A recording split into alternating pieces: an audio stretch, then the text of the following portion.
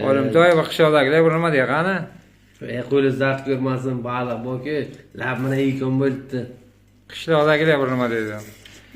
Baliq yeb yegandan keyin maqtaydi. Birovlar bilan kelsangiz agar akani Salavoylarga kelib обязательно baliq, osh, sho'rva boshqasini yeb ketinglar обязательно. Chunki dahshat bu.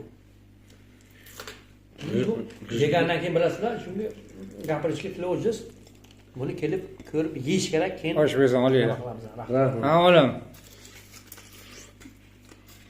Bu qo'li zart ko'rmasin, gap bo'lish mumkin emas. Baliqim borki, labini yeykan bo'libdi. Qo'li zart ko'rmasin. Qishloqdagilar, alangalik salom Rossiyadan. Kelinglar. O'tirib bir maza qilib baliq qo'yli qilamiz. Keyin ko'rib qoladi, qo'yib qolsam. Yo'q.